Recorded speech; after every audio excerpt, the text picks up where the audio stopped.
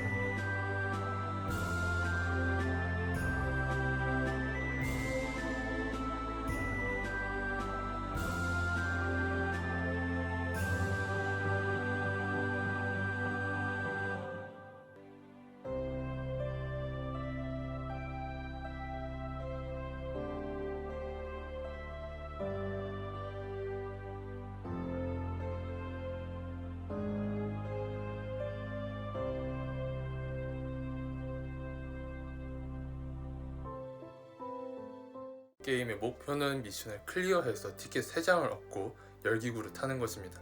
하지만 그 전에 개비에게 질문 몇 개를 던질 수 있습니다. Because that's your name, silly. You're so funny sometimes. Oh, he's one of our friends. He always seems to find himself in some kind of trouble, so it's up to us to help him when we can.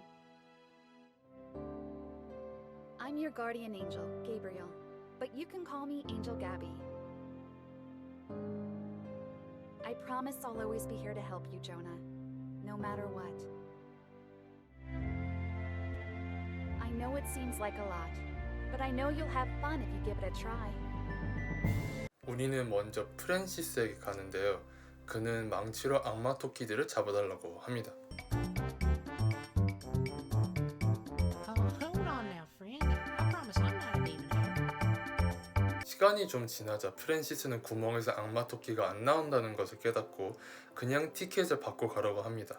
이것은 반칙이 아니야 라고 반박할 수 있지만 답변 상관없이 조나는 아무런 미션 없이 티켓을 받습니다.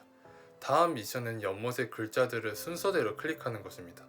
그리고 모든 것이 지겨운 우리 제기가 신문 잡지를 읽으면서 앉아있죠.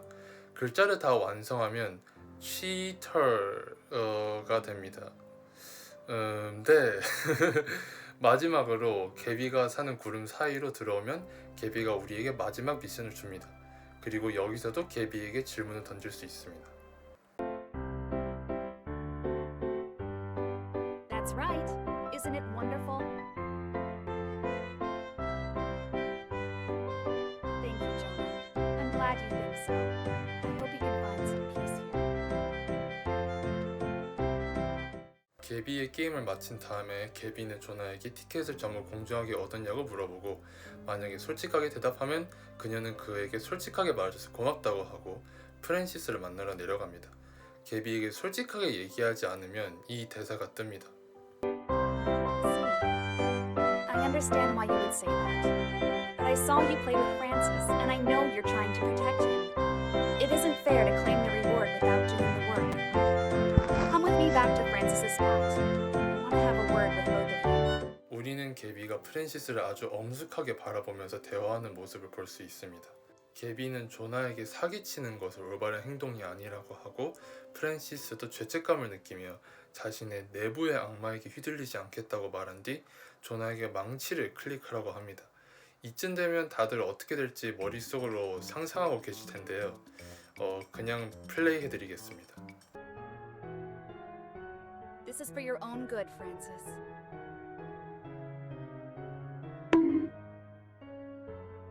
I hope that's a valuable lesson for you both. Never run from my demons again, Gabby. I promise. We'll see about that. But for now, you've got a hot air balloon to catch, Jonah. Here's your third ticket. I'll see you in the skies. 처음에 이 장면을 봤을 때 막 안돼 개비가 프랜시스 얼굴로 박수 낼 거야 막 온갖 안 좋은 생각들을 다 했는데 그 톰과 제리 효과음이 들려오면서 모든 텐션이 가라앉고 그냥 개비가 두 손가락으로 망치를 잡고 있는 게 보이는 게 너무 사랑스럽습니다. 프랜시스도 너무 시무룩하고 그냥 엔젤 헤어 스타일로 아주 건전하게 끝을 맺습니다. 그렇게 마지막 티켓도 얻고 엔딩 크레딧이 올라옵니다.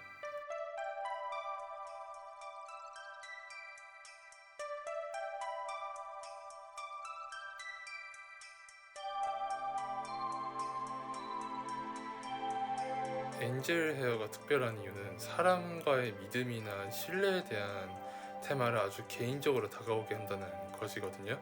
처음 시리즈를 보기 시작했을 때 개비를 보고 저는 막 너한테 속지 않을 거야. 나는 만델라 카탈로그를 본 적이 있고 거기에도 가브리엘이라는 인물이 있고 그 사람 악마고 뭐 기독교 관련 아날로그 호러들을 봤기 때문에 이것도 뭐 그런 거겠지 막 하고 들어갔는데 오히려 처음부터 끝까지 개비가 착했다는 것을 알고 나서는 오히려 개비한테 미안해지더라고요. 그리고 잭이도 처음 나왔을 때 얘가 바로 빌런이 아니면 무슨 다른 목적이 있을 거야 그렇게 생각했지만 그냥 개비를 찾으러 온 것이었죠. 이 이야기의 애착을 느끼는 이유가 제 생각에는 이야기 자체가 저한테 아주 솔직했다는 생각이 들어서인 것 같습니다. 사람들이 엔젤 헤어를 보고 이야기에서 제시한 미스터리들을 다 설명 안 한 것에 대해서 불평을 가질 수 있지만 저는 그것이 내러티브에 오히려 도움이 된다고 생각하거든요. 왜냐하면 스토리 자체는 개비와 제기가 사실 누구고 조나의 아버지가 어떻게 사라졌는지를 아는 것 그런 게 메인이 아니었고 이야기 자체도 떡밥 해소 필요 없이 아주 만족스러운 엔딩과 메시지로 끝날 수 있었기 때문에 필요하다고 생각되지 않았습니다. 스토리가 사소한 디테일을 챙기는데 너무 신경 썼으면 아마 그런 따뜻한 엔딩을 볼 수는 없었을 것 같습니다. 이 시리즈가 저에게 너무 감정적으로 파격적이게 들어왔고 계속 다시 보면서 캐릭터들에 대한 애정도 생기고 그러다 보니까 정말로 다음 시즌이 나왔으면 물론 저는 이 상태로 끝나는 게 가장 완벽한 엔딩이라고 생각합니다. 더 의미 있는 방향으로 이야기를 진행시킬 필요가 딱히 없지만 그냥 이 캐릭터들이 잠깐이라도 나오는 뭐 미니 시트콤 막 그런 거라도 저는 볼 것입니다. 내용이 있을 필요 없습니다. 그냥 등장만 해도 좋아요. 거기까지 가버렸습니다. 지금까지 순수하게 이 캐릭터들을 보고 싶다라고 생각하게 만들었던 시리즈가 없었거든요. 그런데 이제 엔젤 헤어는 정말 저의 최애 작품이 되어버렸습니다. 여기서 멈추지 않으면 아마 하루 종일 얘기할 것 같습니다. 그러니 여기서 멈추겠습니다. 이제 뭐 로얼 부분들을 살펴봐야 하는데요. 그 전에 엔젤 헤어 캐릭터 퀴즈 하는 거예요. 그러니까 이 퀴즈를 맞추면서 엔젤 헤어 캐릭터 중 내가 어디에 해당하는지 그냥 뭐 하는 그런 재미있는 건데요. 그 딱히 스토리와 관련은 없겠지만 그냥 재미로 한번 해보는 거예요. 처음으로 그 무슨 문제나 사고를 봤을 때 나의 반응은 왜 뭐 정보를 더 얻길 기다린다, 피한다, 바로 도와줘야 들어간다. 저는 첫 번째일 것 같아. 어떤 친구가 있냐고 하는데요. 저는 친구가 그렇게 많지 않거든요.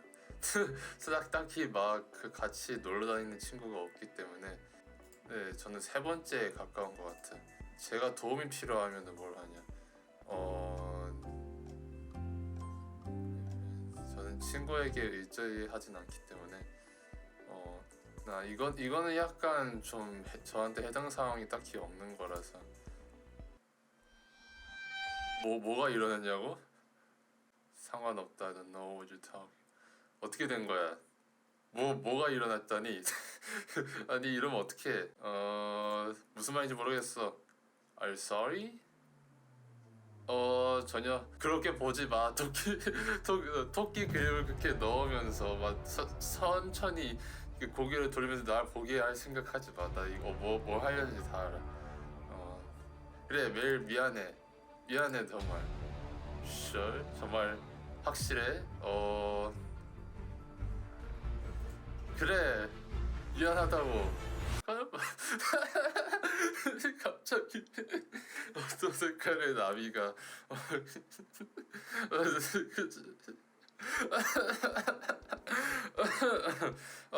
그래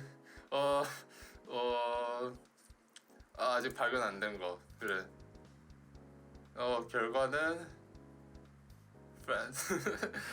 전 프란시스 걸렸네요. It's okay to make mistakes because you have a low center of gravity, so you're not easy. 아주 오 마이 갓. 전혀 예상하지 못한 종기였네. 우선 가장 뻔한 주제부터 다뤄보자면 천사 가브리엘은 천사입니다. 네, 3G를 거쳐서 케빈은 착하지만 동시에 자신만의 엄격한 도덕관념이 있는 것을 볼 수 있습니다. 그냥 초자연적인 존재였으면 조나에게 그냥 거짓말하라고 너는 어린아이이기 때문에 내가 했을 거라고 생각 안 할 거라고 얘기하고 끝나겠지만 신의 뜻을 전달하는 천사로서 케비가 그에게 거짓말을 하라고 할 수는 없기 때문에 조나가 진실만을 말할 수 있게 친구 집으로 가라고 한 것으로 볼 수 있습니다. 그리고 테이프 4에서 조나가 말한 지자체 건물의 홍수는 우연이기에는 너무 절묘했습니다.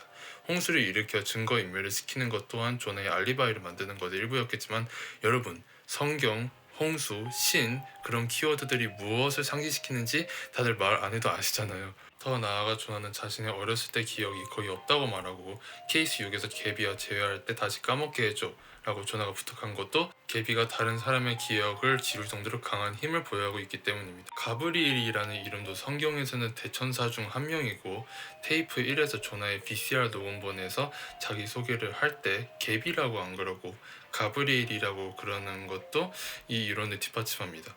프랜시스가 그린 성서 속 게비 그림도 그가 부활절 아침에 본 계시가 그거라면 게비는 천사가 맞습니다.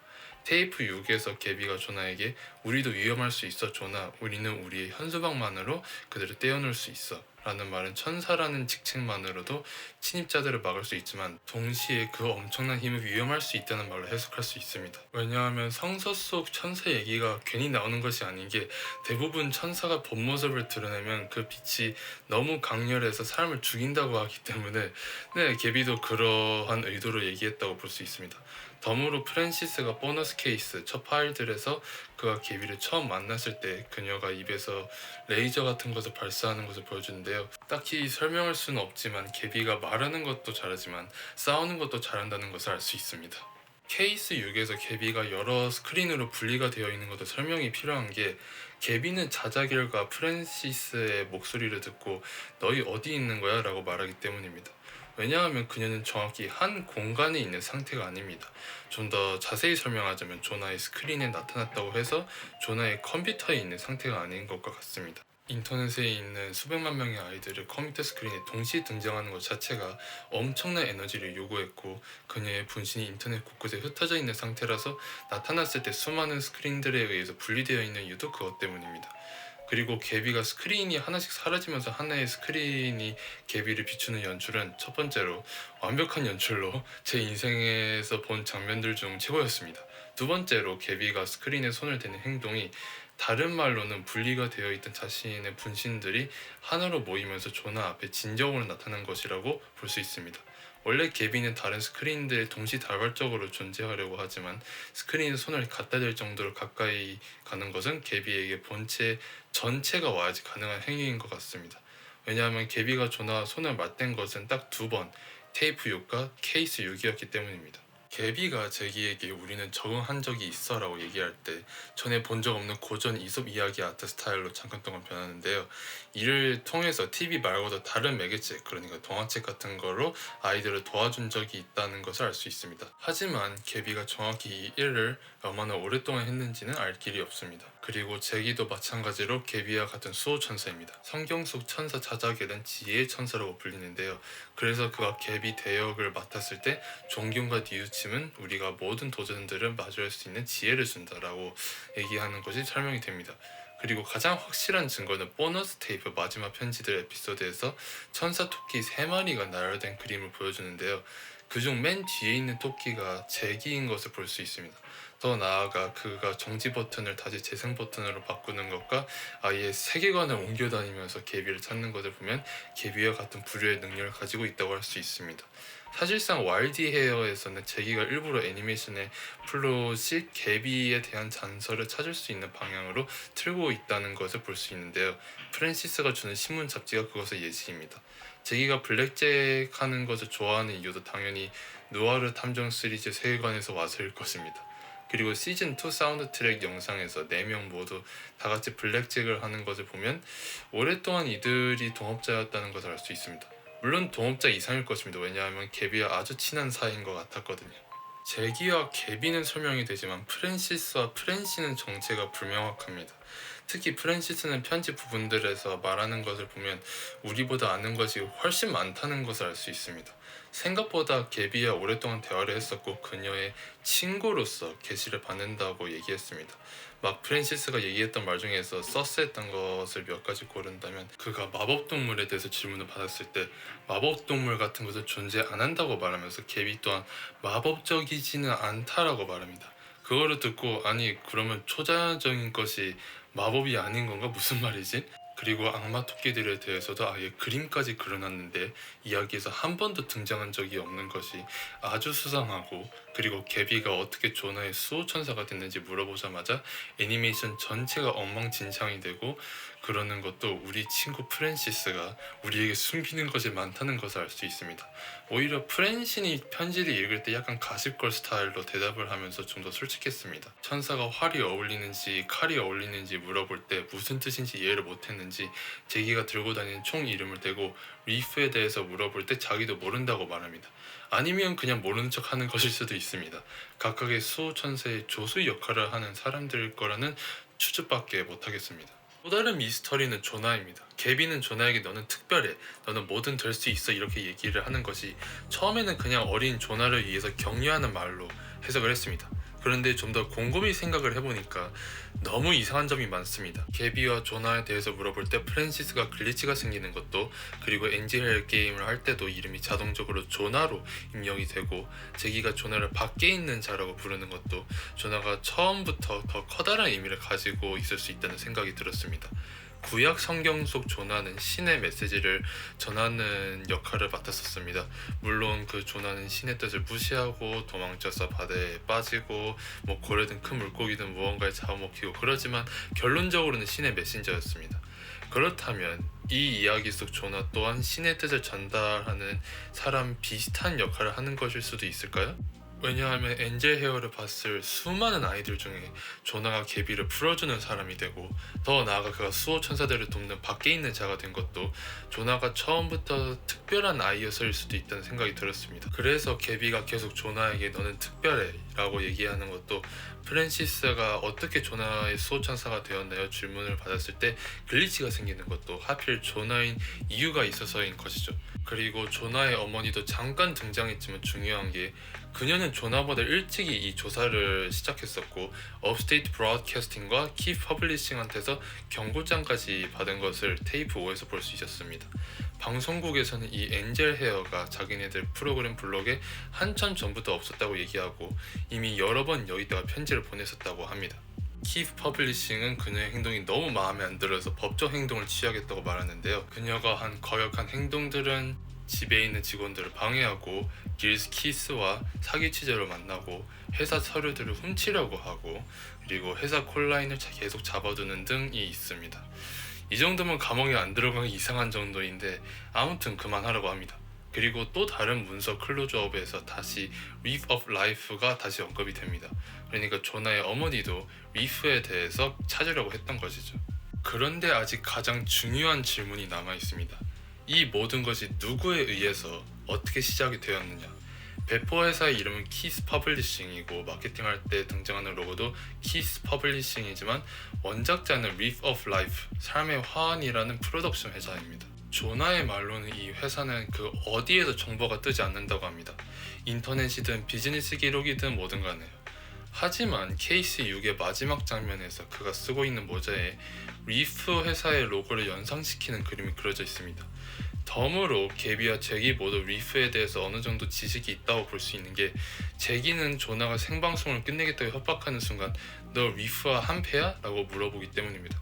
우리는 모르지만 주인공들은 아는 무언가가 있다는 의심을 들게 만드는데요. 이 비밀을 풀 수 있는 유일한 단서는 보너스 케이스의 마지막 리드 영상의 가장 첫 화면에서 볼 수 있습니다. 이 스쳐 지나가는 필름에는 Reef of Life, 대상 왈디 헤어, 종류 반응 미디어, 샘플 테스트 1이라고 적혀 있습니다. 이 프레임 하나로 우리가 지금까지 이해하던 게 모두 뒤바뀝니다. 리프는 이 빙의된 만화들을 일부러 제작하고 있었고 아예 반응 미디어라는 카테고리를 붙일 정도로 이 일의 진심이었습니다. 이러면 제기의 반응이 말이 됩니다. 엔젤 헤어를 갑자기 다시 생방송할 단체가 리프가 아니면 없을 거라고 생각할 테니까요. 그리고 리프가 이 미디어를 테스트하고 있었다는 것을 주목해야 합니다. 이 사람들은 만화 속 캐릭터와 아이들이 대화하는 것을 목적으로 이 애니메이션들을 제작한 것이고 직접 샘플 실험까지 진행하면서 정말로 화면 안과 밖의 소통이 가능한지 확인해 왔습니다. 사실상 리프는 애니메이션들을 만들면서 이 수호천사들이 빙의할 수 있는 캐릭터들을 제공해 주는 것이고 그것이 이 회사의 주요 목표였던 것이죠. 초자연적 존재와 현실 세계가 연결될 수 있는 매개체를 만들어주는 것. 제가 생각하는 것이 맞다면 이것은 최고의 오리지널 컨셉입니다. 아니 이것보다 더 특별해질 수 없습니다. 그저 기막힙니다. 현실의 규칙을 깰 수 있을 정도로 강력한 존재들이 알 수 없는 오랜 시간 동안 사람들을 도와주고 있었고 그리고 그 존재들의 직업을 도와주는 단체가 있었고 소통의 매개체로 애니메이션을 제작했다는 것은 너무나도 근사한 세계관입니다. 물론 잘 자란 디테일들이 많이 남아있지만 제 생각에는 이 정도면의 엔젤 헤어 세계관을 충분히 설명했다고 생각합니다. 아무튼 아주 사랑스러운 스토리이고 이스트패치 프로덕션 모두 다 서포트 해줘야 합니다. 여기 웹사이트에 들어가면 유튜브에 나와있는 다른 프로젝트가 웨스트패치인데요. 아예 웹사이트도 있습니다. 이것도 막 애니메이션 스타일이랑 퀄리티 전부 탑티어고 막 왜 아무도 이걸 안 보는. 잠시만, 방금 뭐라고 했어? 잠시만, 키스 퍼블리싱? 웨스트 패치와 엔젤 헤어가 같은 세계관이야? 맞네! 키스 인터뷰 영상 그리고 인터뷰하는 사람이 Dr. 율리아 B. 윗먼?